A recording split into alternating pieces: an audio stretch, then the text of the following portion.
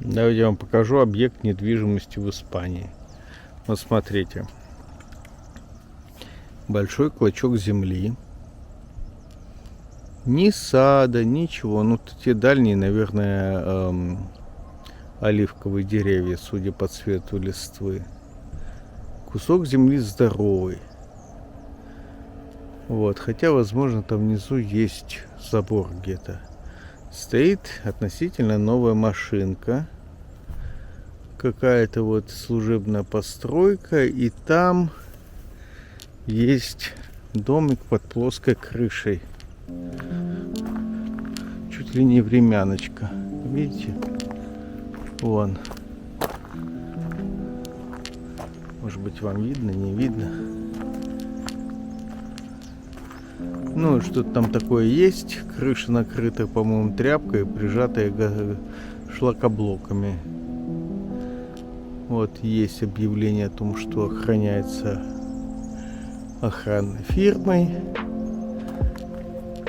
Вот это инжировые деревья. Да, вот это я знаю, судя по листьям. Несколько пальм. Тоже долго растут, так что этим деревьям, наверное, лет по 40, по 50. Ну, плюс-минус. И вот и все. Весь участок земли.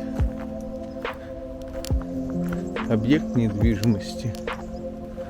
Тут стояло какое-то, ну, что-то типа контейнера по размеру. Тоже нет. Вон собака. А вот в тех вот штуках из газоблока, в них сжигают ненужную листву, собирают ее туда. И есть разрешенные часы, когда можно в этих закутках жечь. Наверное, для того, чтобы не распространялось, огонь не распространялся по... Чувак вышел, видите, решил показать, кто в доме хозяин. Да, и, кстати, вот его домик, как я и говорил, сбоку одноэтажный, что-то типа времяночки, ну, 2 машинки, там еще какая-то. Какое здесь сельхозпроизводство у него, я не знаю, чем он использует землю. Ну, несколько оливковых деревьев, вряд ли они ему приносят доход. Земля что-то стоит, конечно. Вообще, по большому счету, что-то стоит именно земля и то место, где она находится. Такой кусок земли где-нибудь, ну, не знаю, где, в Польше, вряд ли бы стоил столько, сколько он стоит здесь. Здесь он стоит приличную сумму денег. А там он стоит много меньше. Строение, как вы видите, люди живут в этих местах чуть ли не в бытовках, не в вагончиках. Но зато вот в таком климате, где вы 25 января гуляете просто в флисовой кофте и вам жарко. Все, ребята, я открыл загадку. Очень добрая девушка, вот они там уходят дальше, на условиях анонимности, рассказала мне, что же это такое. Вот смотрите. Я теперь понимаю, почему эти все деревья так укрывают. Вот посмотрите, вот здесь и там. Знаете, что это? Догадайтесь с одного раза. Это деревья авокадо. Это... Понятно, почему их укрывают, потому что действительно авокадо даже в Испании авокадо стоит, ну, наверное, 5-6 евро за килограмм, то есть это минимум в 2 раза больше, чем стоимость, да, сейчас, в 2 раза больше, в 2-2,5 раза больше, чем стоимость цитрусовых. И да, я понимаю, почему их накрывают, их предохраняют от перепадов температур, потому что зимой, ночью, ну, сейчас и так зима, но ночью температура падает до 5, бывает даже до 3 градусов. И вот чтобы они не страдали от этих ночных перепадов, Их укрывают вот такими вот тентами. Это авокадо. Еще она мне показала растение, которое мы можем назвать как мачмала. Сейчас вам покажу. Тут собачки. Вот. Собачка лает. Тут земля проваливается. Домики. Красота. Постарались. Ну, Норд-Ист. Вот, кстати, а вот тут стенка, видите, бетоном залита. Качество бетона своеобразное, поэтому он трескается. Его, видите, бетон плохой. Привет.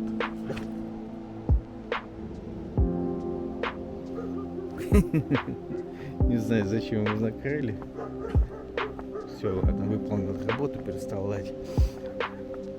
Так. Смотрите, что я узнал о... А я куда head? А мне куда? Вот. Что я узнал от этой прекрасной пары, мама с дочкой гуляют. Они мне рассказали, что конечно, есть очень большая проблема, связанная с доступностью жилья. Поля вот эти, которые мы видим вокруг, это земли сельхозназначения. Если у тебя меньше 100, меньше 10 соток, то у тебя нет права на постройку дома на земле сельхозназначения. Если там был построен дом раньше, то ты можешь построить что-то, перестроить на том месте. Но если у тебя не было там ничего, то ничего ты построить на маленьком клочке земли не можешь. Нужна большая площадь. Вот. Я надеюсь, я не заблудился. Сейчас посмотрю. Еще мне сказали, что не решается проблема с жильем, к сожалению. Не решается. Аренда – это самая большая проблема. Смотрите, какой пастораль. Но надо возвращаться. Сейчас скоро быстро стемнеет. Ну вот, видите, очень испанцы отличаются, в принципе, дружелюбием и желанием поболтать. Этим они, конечно, очень приятные. Особенно, если ты пытаешься с ними говорить по-испански. Я прошел мимо бабушки, она идет, опирается на тяпку. Вот. И собачки, кошечки. Вот, опирается на тяпку. Я ее спросил по-испански, сколько ей лет. И она сказала, что ей много лет. Блин, я, оказывается, помню еще числительный, хотя я испанским мало пользуюсь. Спросил, сколько ей лет, 80-90, она говорит, много. Много, это получается, что ей 86 лет. Ой, красота какая. Смотрите, какое небо. Так, Head West. Сейчас надо выходить, пока не стемнело. А я где? А я вот. Что-то я подзаблудился тут немножко.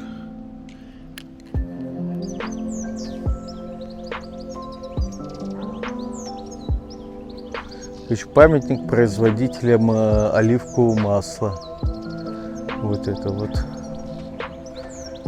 Парковка для инвалидов.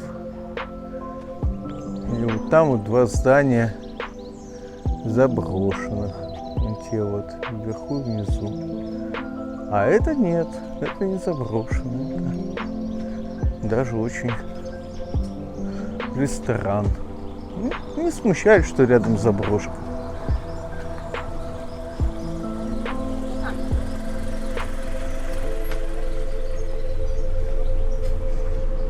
Ресторан, вы видите, в красивом таком виде его. И даже это отель, это не только ресторан, это еще и отель. Но опоры у них традиционно деревянные почему-то. Почему деревянные? можно поменять на бетон. Нет, оставляю деревянные, они гнутся. Это при том, что здесь часто бывают лесные пожары. И эти опоры могут сгорать. Вот полквартала отель, полквартала заброшка. Кому-то принадлежит либо банку, либо каким-то собственникам, которые не хотят вступать в наследство, потому что долги большие. Вместе с наследством получаешь долги, и вот не хотят. А тут все красиво.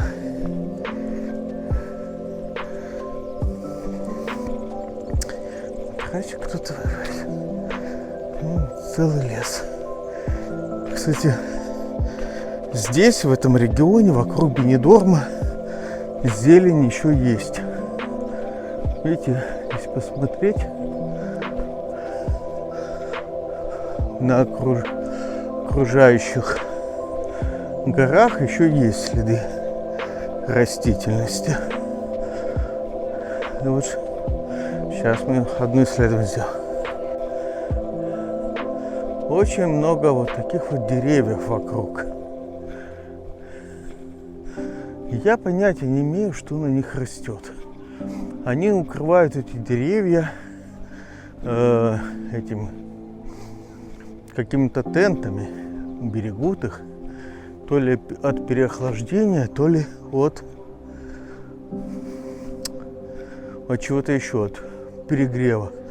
Вот что это за расте, что это за плоды у них. Ценные плоды. Но видите, они высохшие, я не вижу, на что это похоже. Вряд ли это хурма. Точно не гранат.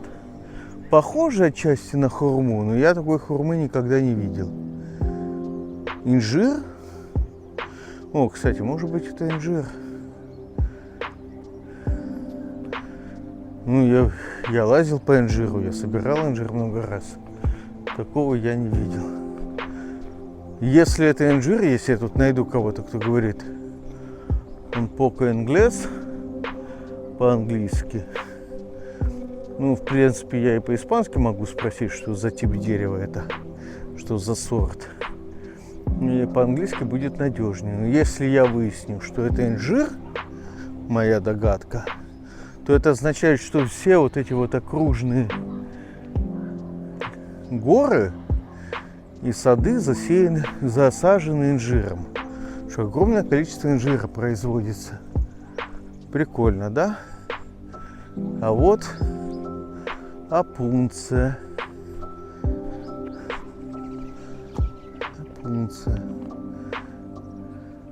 Кустики. Я когда тут хожу, мне кажется, что все эти горки вокруг буквально недавно не осыпаны. Ледник в Испании не приходил. Но ощущение, что деревья, ну сколько, ну те деревья, которые хвойные стоят там на горе, ну 200 им лет максимум. Хвойные достаточно быстро растут. Этим лет по 40 максимум тоже, судя по стволу. Может быть, даже и 30. То есть, смотрите, на самом деле вокруг очень мало старых деревьев, которые бы здесь росли хотя бы там 4-5 столетий. Все какое-то, вот эти вот терраски они отсыпают все время и делают их. Кстати, вы не чувствуете этого, потому что смотрите. Вот я сейчас иду, отличный хвойный запах. Вот опунция, красотища, да? Смотрите, вон там вот море. Тут вот машинка выехала. с дедушкой за рулем. Вот это пункция. И вот куча пустой земли. Какой-то дом. Я тут не ходил никогда раньше. Я знаете, где был? Вот, я был, сейчас покажу пальцем. Вот прямо горка, и там есть вот чуть-чуть правее дом беленький. Вот я пытался на вершину этой горки залезть. Там под горой идет дорога. Я пытался покорить, но мне хватило... Да, сейчас я приближу, у меня что есть функция приближения. Вот. Вот там вот. Но мне хватило ума понять, что если я забрался наполовину этой горы, вот где это домик стоит, там очень сложно спускаться, потому что эта горка, она вся состоит из вот того, что вы видите здесь. То есть это такая вот глина, песок вместе с мелким камушком. Она вся сыпучая, ползет, и ты можешь просто слететь. Я спускался на 4 конечностях, так сложно, не на что опереться. Здесь вот видите, оно хотя бы заросло чем-то, кустарником, а там горка гольная. Ты с нее спускаешься и скользишь, и можешь упасть вниз, и, ну, то есть покатиться, буквально полететь вниз. Вот, смотрите, какие огромные пространства пустой земли. Ну, как вы думаете, есть собственники у этой земли или нет? Все это в курортной зоне, то есть это все вот вон море. Никому не нужно, никто ничего не застраивает. И даже те участки, где есть дома, я не вижу, чтобы тут было какое-то активное растениеводство.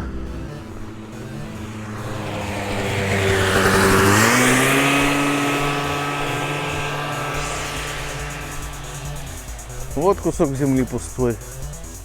Давайте сравним это с Дагомысом или с Сочи. Нет, ну все-таки больше похоже вот где-то там, где побольше земли. Вардане какой-нибудь, да, на Вардане похоже. Там тоже такими ярусами, тоже там садики такие. Ну вот можете вы представить себе такие участки большие пустой земли в субтропиках под рядом с Сочи, в Большом Сочи? Я не могу представить. Обязательно нашлись бы хозяева, которые бы это все плотненько так застроили. А здесь вот куски земли стоят и не застраиваются. Я, честно говоря, не знаю почему. Вроде коммерчески это выгодно. Люди вон живут намного дальше. Посмотрите, где они живут. Вон вообще на вершину горы залезли. И там на вершину горы залезли. И тут.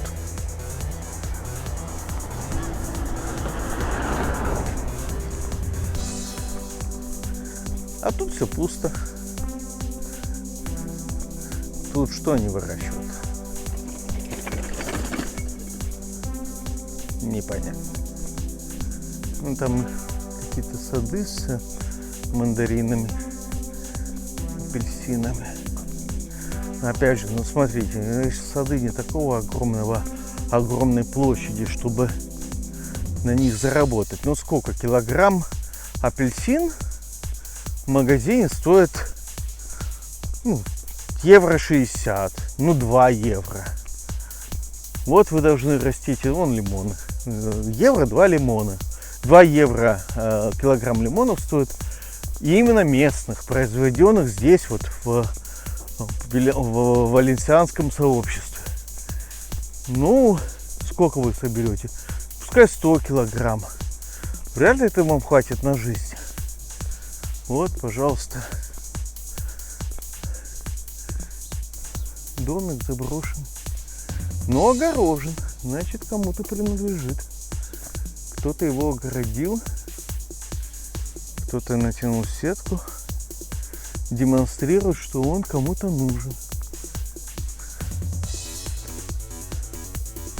О, гранаты. Гранат тут такой.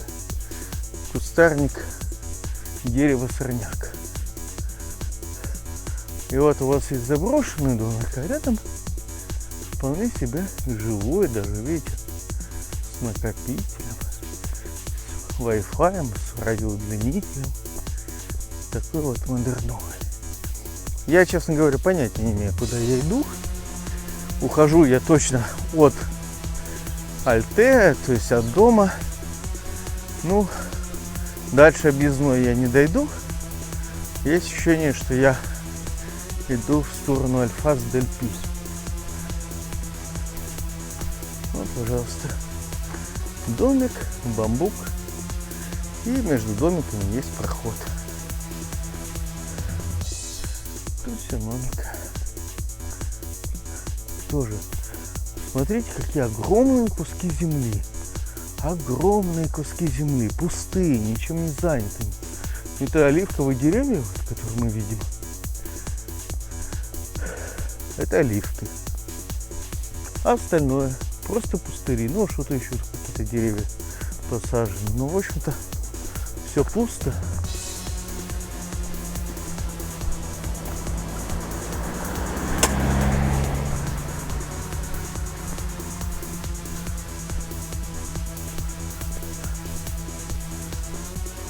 Виллы на виллах. Идеальное место, чтобы затеряться, да? Никто не обратит внимания на твой русский акцент. Ну, ты всегда можешь сказать, что ты не россиянин, а белорус или украинец. Испанцы не смогут отличить, кто в испанском языке кто-то. Какого типа у тебя славянский акцент они слышат, но какого типа у тебя славянский акцент, это мы можем на слух определить. С украинцем мы разговариваем или, допустим, с выходцем из Мари-Эл. Испанцы просто слышат, что ты не носитель языка и, скорее всего, из страны бывшего СССР. А может конкретно. Тут самое главное, что никому нет дела до тебя. Делай, что хочешь. Может, турист, а может, ты постоянно живешь. Что это за... Если бы это были... Вот я из чего? Почему у меня загадка такая? Если бы это были инжир, деревья инжира, то здесь бы полки были завалены инжиром, и он бы жутко дешево стоил. Но нет же, он тут дорого стоит. Что это такое? Сейчас видите? Вот, хочу вам показать. Тоже видите? Там красивая вилла сзади, а тут вокруг пустота, пустые поля.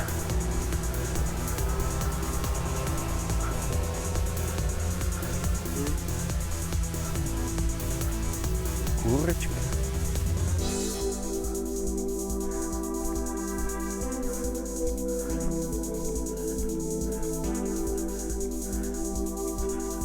Забухочки. Мечта любых криминальных организаций. Все огорожено. Какие-то тут едешь, пойди найди кто-то, что-то. Куча проездов.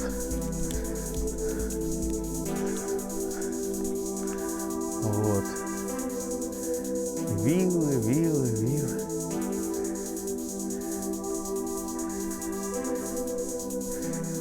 Я не знаю, когда я иду. Ну, кусок земли тоже кому-то принадлежит. Видите, огорожен. Вон домик топится. Ну ладно, я чуть-чуть спущусь. Боюсь, что я сейчас так заблужусь, что потом не выйду. Что очень даже вероятно.